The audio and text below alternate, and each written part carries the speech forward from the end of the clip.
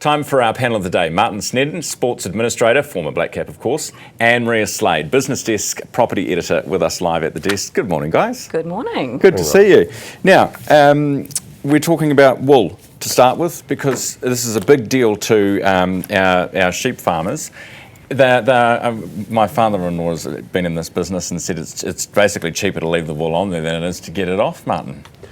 Pleased with desperately this. hoping this was one of the topics we wouldn't quite get to, because I know stuff all about it, but it was really encouraging to hear that they'd secured the contract. I do have some friends who are farmers, and I've occasionally asked them what happens to the wool, and it's usually been a pretty sad story. So if there's a bit of hope at the end of the tunnel, great.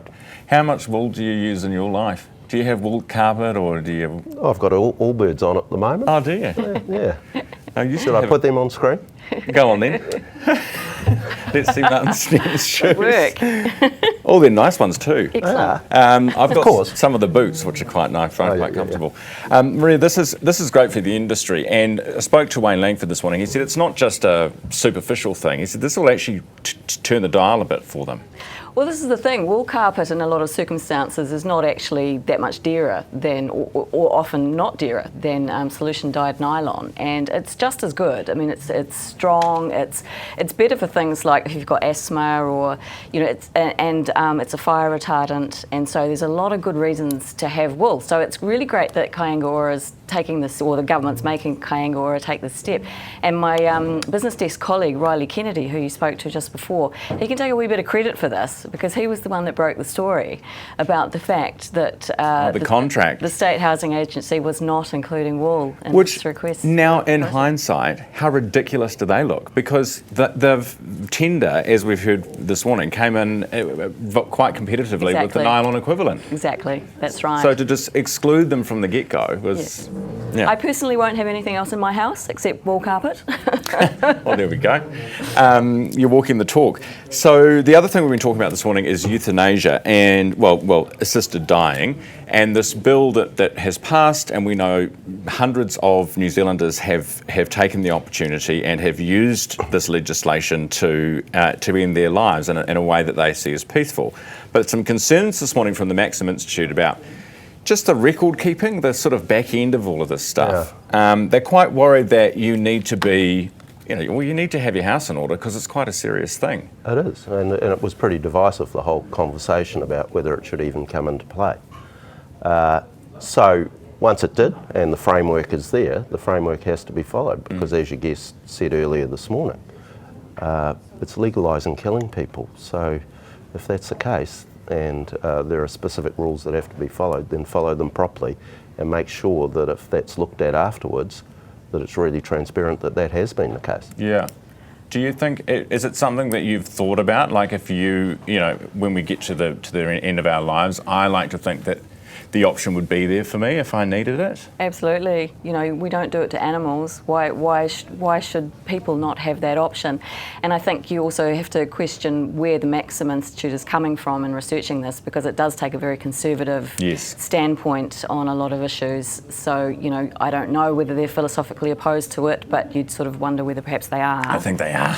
I think we can say they are. But having said all of that, the lack of record keeping does sound like a problem. Yes, I agree. I think regardless of whether you agree with it or not, that's just sort of a basic thing you should have in order. But the other point that your guest made this morning was the access to palliative care, and so I guess it's about an informed choice and people understanding what's available to them, and if there are certain options that are not killing yourself and could be made available and could help that time of life, then you would hope that that's available to all. Yeah.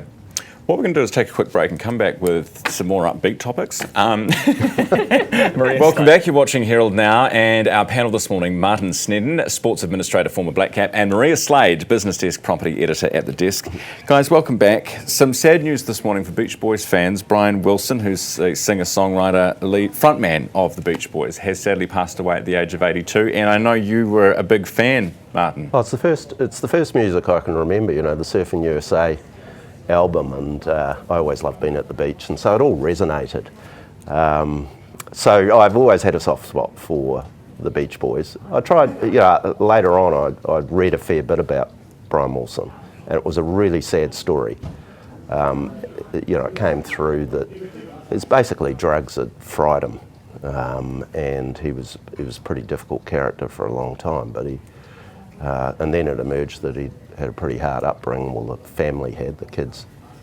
So the whole thing was a bit sad, really, for a group that brought so much joy to everyone. Which, in a strange way, was, I guess, kind of the point. That for him, anyway, he'd spoken about the fact that he had such a tough upbringing and he wanted just to bring happy music to the world, which they did. Exactly, they did. And like my favourite song is probably God Only Knows, and I know it from the series Big Love, which was the story, that was the theme song to that series about the Mormon family, the polygamous Mormon family. Right. So that's where I know it from. I'm maybe just slightly younger than you, Martin. The first album I ever bought was Eagles, The Long Run. I love the Eagles too. Yeah. But yeah, it's all that really uplifting kind of music. That was their trade, wasn't it? Yeah. So that is a shame. Yeah, apparently he used to play under the piano. He would have a box of sand, so he could have his feet in the sand as if he were at the beach.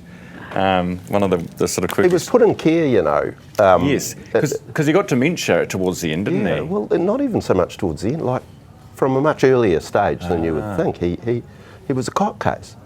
And it was really sad when you read the story, and I saw a film on it too. I'm sounding like an expert on Brian Wilson this morning, but it's just that he'd done so much brilliant stuff, and he was a creative genius. Yes. But then life had turned sour. Yeah. Well, what we can say of him is that he made us all smile and dance. Totally. Hey? Indeed. Thanks so much for coming on this morning, guys. Great to have you as our panels and guests today. That is Martin Snedden, Sports Administrator, former Black Cap, and Maria Slade, Business Desk Property Editor. Time is 8:30. Here's Never.